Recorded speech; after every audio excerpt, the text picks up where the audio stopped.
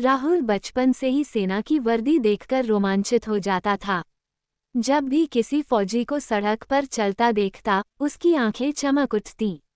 उसके पिता अक्सर कहा करते थे, बेटा, वर्दी पहनना आसान है, पर देश के लिए जीना और मरना सबसे बड़ा धर्म है। ये वाक्य राहुल के दिल में ऐसी जगह बना गया कि बड़े होते होते उसके मन में सिर्फ एक ही सपना रह गया, देश की सेवा करना। 12वीं पास करते ही उसने सेना में भर्ती होने का निर्णय लिया।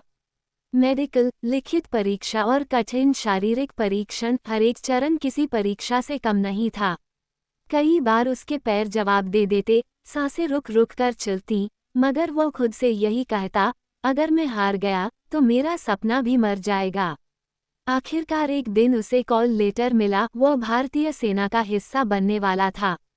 ये खबर सुनकर मां की आंखों में चमक आई, पर उस चमक के पीछे छिपा डर राहुल साफ पढ़ सकता था।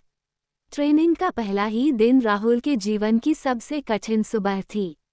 सूरज उगने से पहले की ठंडी हवा, कानों में गूंजती प्रशिक्षक की आवाज़, घंटों तक चलने वाले ड्रिल, हथियारों का अभ्यास, रनिंग, बाधा दौड़, इन सब ने राहुल को शारीरिक और मानसिक रूप से तोड़कर रख दिया। रात को थककर बिस्तर पर गिरते ही उसे मां की याद सताती। कई बार चुपचाप तकिए में मुंह छिपाकर वह आंसू बहाता, लेकिन सुबह होते ही फिर वही दृढ़ निश्चय लेकर दौड़ पड़ता। कई महीनों की कठिन ट्रेनिंग के बाद उसकी पहली पोस्टिंग सीमा क्षेत्र में हुई। वहां ठंड इतनी थी कि सांस भी धुएं जैसी दिखाई देती थी।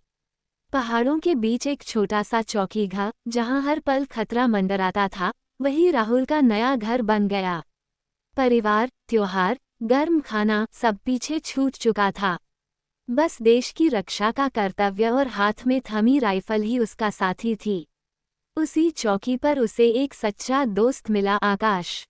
दोनों मिलकर ड्यूटी करते, हंसी मजाक करते और मुश्किल समय में एक दूसरे का सहारा बन जाते।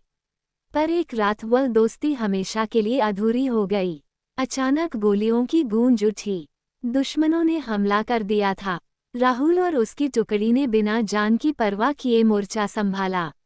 लड़ाई घंटे